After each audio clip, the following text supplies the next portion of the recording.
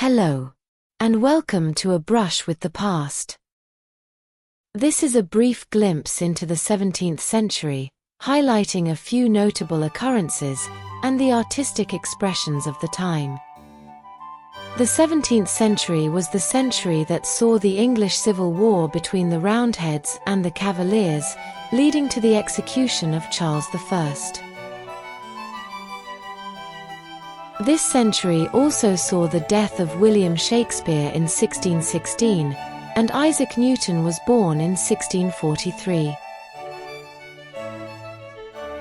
In 1666, the Great Fire of London ravaged the city, destroying thousands of homes and iconic buildings. This catastrophic event forced a complete overhaul of the city's infrastructure.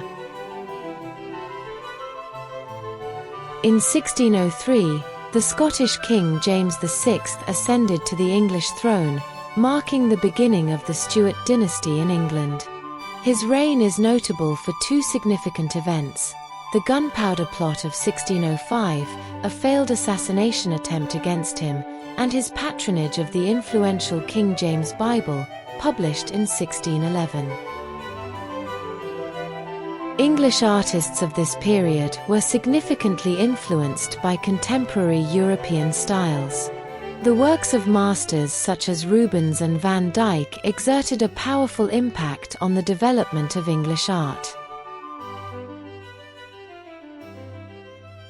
And upon ascending the throne in 1625, Charles I appointed Anthony Van Dyck as his court painter. A passionate art connoisseur, Charles I transformed the English art scene during his reign. He acquired and commissioned a magnificent collection of masterpieces spanning the 15th to 17th centuries. His collection, which included works by renowned artists such as Van Dyck, Rubens, Holbein, and Titian, elevated England's artistic stature on the international stage. His vast collection of artworks, particularly those by European masters, revolutionized British art appreciation, introducing the nation to a world of artistic brilliance previously unknown. The King's impressive collection of European art inspired wealthy British connoisseurs to embark on what would become known as the Grand Tour. The Grand Tour offered the unique opportunity to view and acquire masterpieces, thereby introducing European art to a wider British audience. It also facilitated the exchange of ideas about fashion, architecture, languages, and social customs between different countries. In the 17th century, undertaking the Grand Tour was a status symbol, affirming one's position in the upper echelons of society. The Grand Tour also laid the groundwork for modern tourism, establishing popular travel routes and inspiring guidebooks and travelogues. While the Baroque movement dominated art across much of Europe, France presented a notable exception. The Baroque style was slower to take hold there. The early 17th century saw a young Louis XIII ascend the French throne, leaving governance in the hands of his mother, Marie de' Medici. Her Italian origins brought Mannerism to the French court, marking a pivotal moment in the nation's artistic trajectory. This late Renaissance style, under the powerful influence of the regent, would cast a long shadow over French art for decades to come. In 1643, Louis XIII's son, Louis XIV, ascended the throne. Dubbed the Sun King, his image, as captured in Hyacinthe Rigaud's famous portrait, epitomizes absolute monarchical power. Adorned in a coronation robe embroidered with fleur-de-lis, the king's appearance is enhanced by Baroque elements like a cravat, red heels, and a wig. The 17th century saw a flourish of French artistic talent, led by Nicolas Poussin, who was the king and Cardinal Richelieu's favored artist. Charles Le Brun, a pivotal figure in 17th-century French art, was a painter, art theorist, and head of several art schools.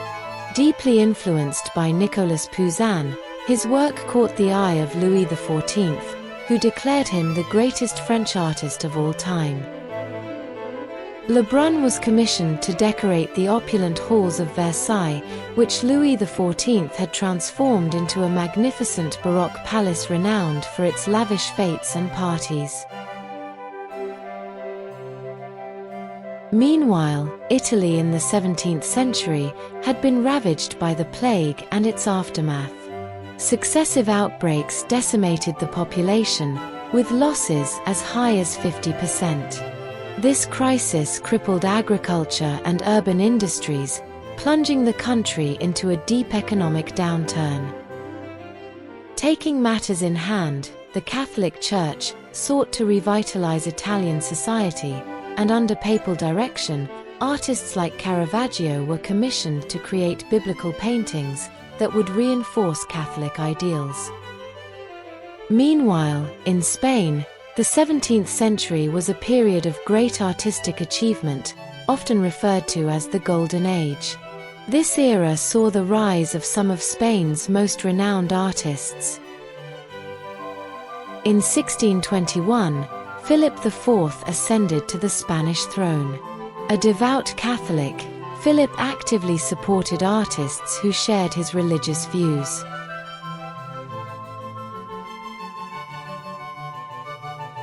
Artists like Velázquez,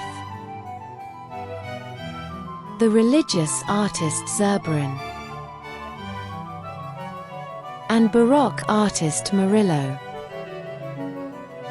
In essence, the 17th century Spanish Golden Age was a period of artistic brilliance, characterized by its dramatic style, religious fervor, and technical mastery. Elsewhere, on our whistle-stop tour of European art, the 17th century was the time of the Dutch Golden Age. Some artists in the Netherlands continued to be influenced by the Italian Renaissance and the Baroque styles of Europe. A hallmark of Dutch Baroque painting is the grand group portrait, particularly of military subjects, exemplified by Rembrandt's iconic Night Watch. Despite its historical significance, history painting was losing popularity among buyers. However, Dutch artists were becoming masters of landscape painting and scenes of everyday life.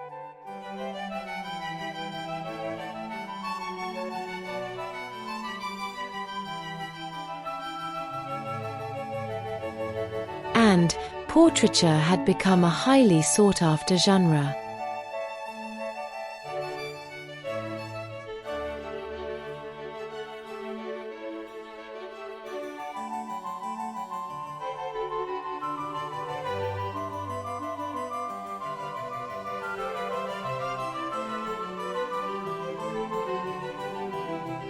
The 17th century art of Europe was a dynamic period, featuring diverse styles and subjects. Baroque artists like Rembrandt and Caravaggio created dramatic, expressive works, while Dutch masters like Vermeer and Hals painted serene, intimate scenes. This era saw new techniques, themes, and individual voices emerge, leaving a lasting impact on the world's art.